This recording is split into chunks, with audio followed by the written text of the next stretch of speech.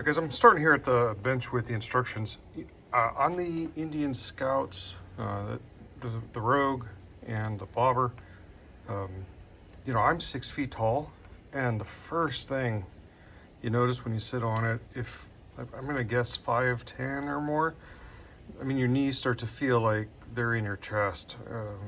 There's really just, it's so close up. And it's been so long since I bought the Octane, I'd forgotten it's probably the way it was there too, because they're set up so similar in design. So it didn't take me long to start looking for extended reach. Now I went to eBay, and I'll put a link again in the description for this, and I found Free Spirits. Turns out, I found out later that, as I understand it anyways, if you go to the IndianMotorcycle.com site or buy from the dealer, they're Free Spirit extensions, just rebranded.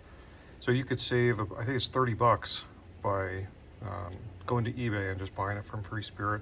It looked like they were coming from somewhere in Europe, but turns out they showed up, you know, in a couple of days. So they must have US-based stock somewhere.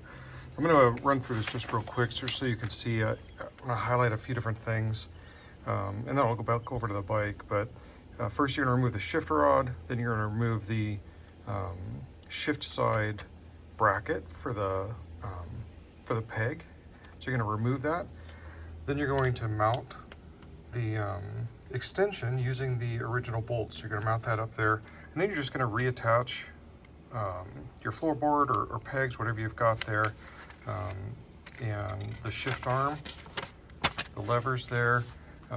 They provide a longer shift rod that you're going to need to install instead. Again, this is one of those things, and they put it up here for you too, but it's threaded in opposite directions on each side, so that as you're screwing it, you're rotating the rod, it's screwing in on both ends. So it gets a little weird when you're first trying to mess with it, but it's not too big a deal. Just be patient. And then from there, then you're attaching the shift rod back up to your lever, and then back towards mid-frame. So you're going to put those together before switching to the next side.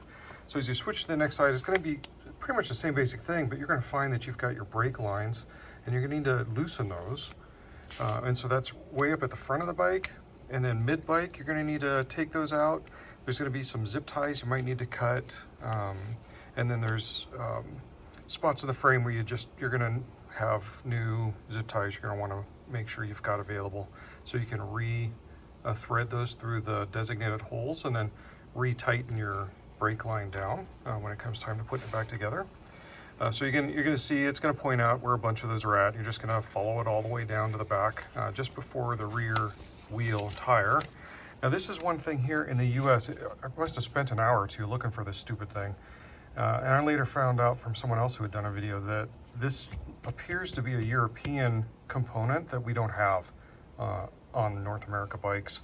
So it's some sort of a canister that you'd have to come in and modify, loosen up so you can reroute some of the brake line and other cables there. But again, you're going to be able to skip that. Don't waste a lot of time like I did looking for it. Now there is this one piece, the brake line, as it goes to the back of the bike, and I'll highlight this when I go back over there. It's going to be tight right along this steel edge.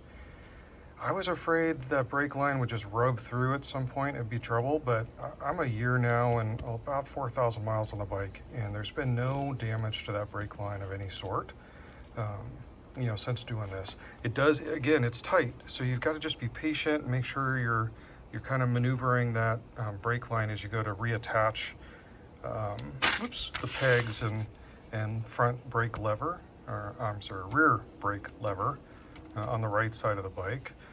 But again, as it's tight, you just, again, be patient with it. You're just kind of be moving around until it fits right.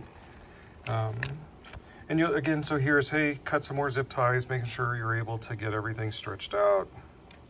And then you're going to reposition everything just to make sure it's going to line up right. And then really, now let's get back to the front of the bike. And again, you're just gently moving this thing forward because you don't want to pull anything out or apart. But that brake line, again, will be kind of stiff in there. But you're going to mount it to the extended arms once you get that extension onto the bike. And again, I'm just kind of jumping through here, but you can see, hey, now you're attaching it. Now you're attaching the peg the bracket with a lever and your footrest on it. And I'm doing it through the instructions here, so you kind of do it instead of just watching me do it, because again, this was a year ago I had done it, and I just found this in a box, so I thought I'd highlight for you guys kind of where it was at. So it does come with the pictures. It's going to work out just fine. And you'll see here, now this is, again, referring to this evap canister that, again, we don't have. So you're not going to need to worry about that part of it when you get towards the end. Then outside of that, oops. All right, you're just re-zip tying the brake line, making sure everything's tight, and you're all set and ready to go. So here's a quick image. Now, when I was doing this, I don't think Joker had their extended reach brackets out yet. Had they had them, I would have absolutely bought from Joker Machine. One, because they're in Arizona, they've been good with other parts and components I've bought from them. They're readily available. You can reach out, ask your questions, and all of that. One aesthetic I don't like as much about the Joker Machine is that it's not a solid piece. You can actually, there are bolts on the frame that these brackets will hide. On the Joker Machine, they do a cutout so that the bolt is exposed and visible. And again, I'm looking for a more blacked out look, so I would have had to paint a few more bolts. Not a big deal. I still would have gone Joker, but aesthetic wise, it's one thing that stood out for me. So again, when I checked the price just yesterday on these, again on eBay, they were $170. I seem to recall Joker was right about the $160 to $180. And then if you go to Indian for these exact Free Spirit brackets, you're gonna pay $200. So that seems kind of ridiculous, doesn't it? All right, so coming over here real quick. All right.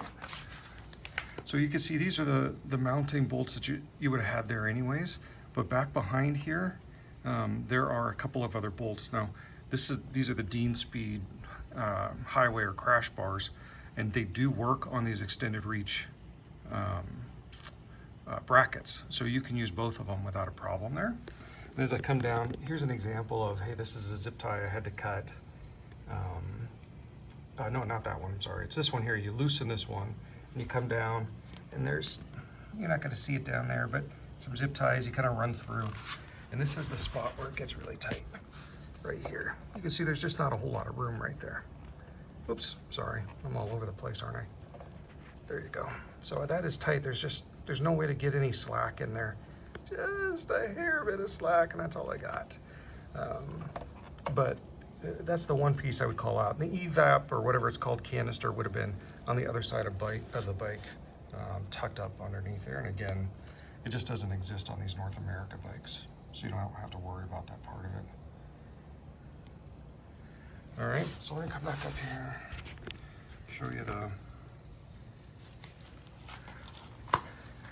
they do stick out from the front of the frame. I thought that was kind of dumb looking at first. When I first put them on, I was like, oh man, that looks corny. But that extra 2.5 inches is absolutely worth it. It saves my knees and my back. Otherwise, the bike just wouldn't be rideable for me. And again, I'm 6 feet tall, so those of you who are even taller than that, it would be even worse. All right, there you go. Those are the extended reach brackets. Free Spirit.